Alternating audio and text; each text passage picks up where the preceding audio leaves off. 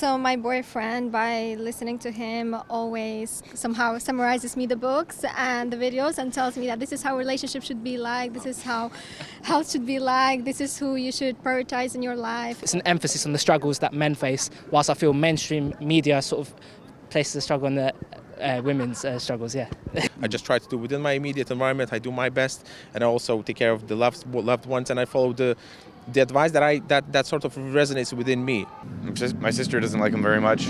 What are your other interests apart from Jordan Peterson? I love to sing. Okay. I won't give you a rendition now. You'll probably ask me to fly me to... I'm joking. I've heard some of his videos, but usually they are like on TikTok and Instagram, and I think that's how, the awareness is spread more. Has he helped you? Oh, yes. What's the best advice he's given? To confront the suffering, and because life is suffering, and we try to do our best to have a positive way of thinking, positive life as much as we can.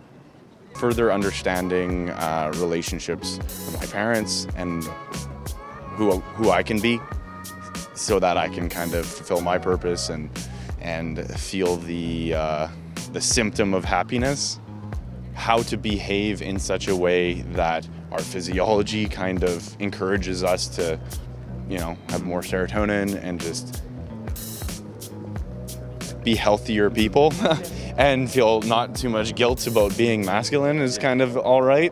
I think several of his 12 rules for life are, incredibly pertinent to a lot of people these days. Off the top of your head, can you name the 12 rules for life? No, I haven't read the book. Well, I think the one that stands out to me is always assume that the person you're talking to has something worth listening.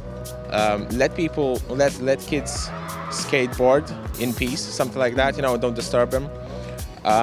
Then there's another one, something to do with I'll paraphrase. Obviously, when you meet a cat, pet the cat when you meet it. So it obviously there's a deeper meaning behind that.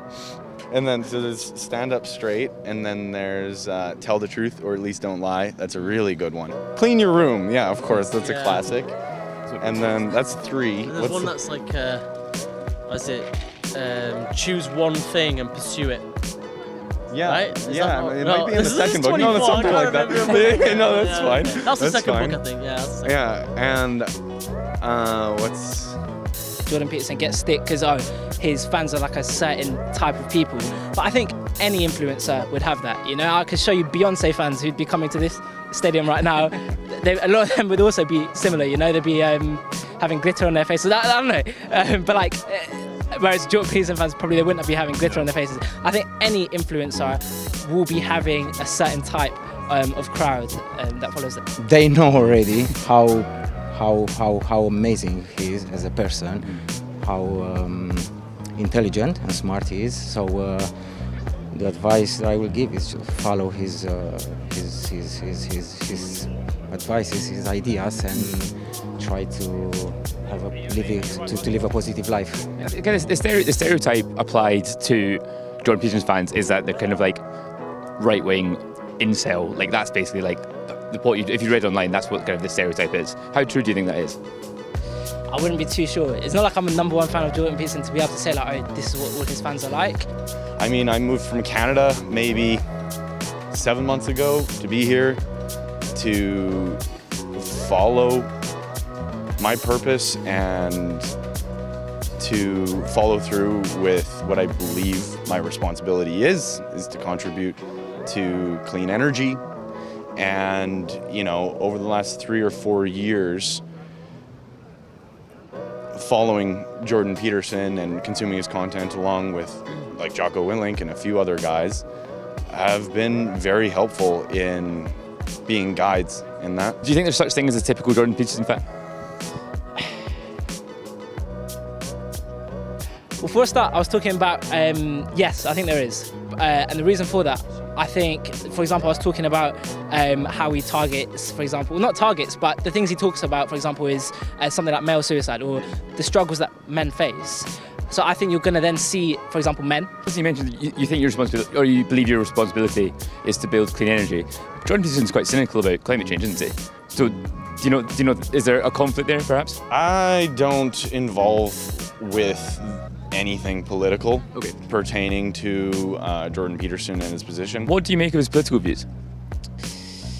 It's just, I think it's hard because he backs up what he's saying with facts a lot of the time, right? So, you know, he will say something like about the gender pay gap or something, but then he'll back it up with some study that he's done. And then if I'm there saying, oh, I disagree, well, he's done all these hours of study. So it's sort of like, interesting.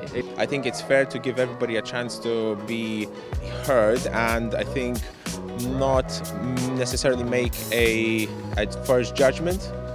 You need to just listen to because there are a lot of controversial figures, and I know how social media works. You know, it's all about clicks, it's all about that. Everybody only likes something when there's something that has got, you know, like emotion attached to it. You know, say something controversial, more clicks, more views, da da da.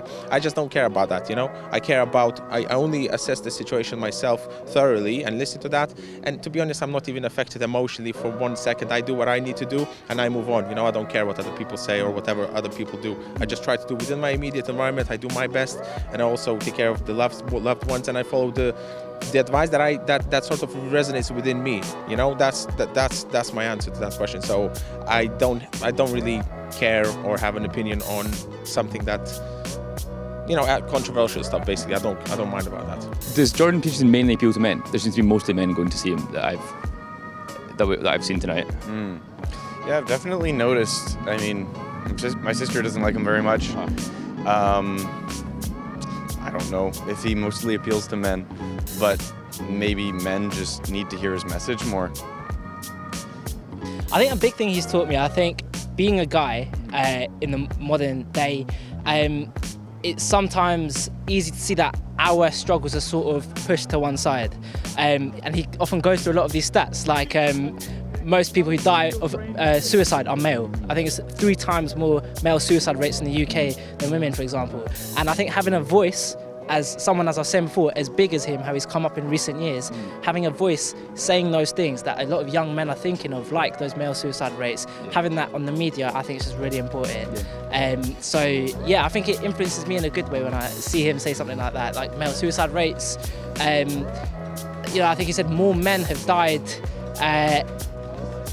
since 1945 than they did during the World War in the UK or something like that, from male suicide. So yeah, I rambled a bit there, but yeah, that's the main thing, that how he influences me. The fact that he puts an emphasis on the struggles that men face, whilst I feel mainstream media sort of places the struggle on the women's struggles, yeah.